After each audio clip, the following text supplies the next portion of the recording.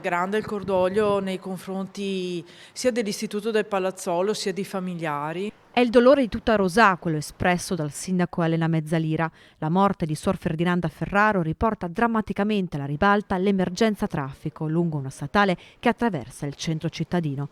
Secondo uno studio realizzato dall'amministrazione comunale di Rosà, sono 27.000 i veicoli che ogni giorno transitano lungo la Valsugana, un terzo dei quali rappresentati da mezzi pesanti. Per questo sono a lavoro la Regione Veneto, la provincia di Vicenza e il comune stesso, che hanno firmato un accordo alla ricerca di una soluzione. Intanto abbiamo dei dati che ci hanno permesso appunto di portare all'attenzione degli enti che sono competenti, perché parliamo di strade statali, di strade regionali, quindi non strettamente di competenza del comune.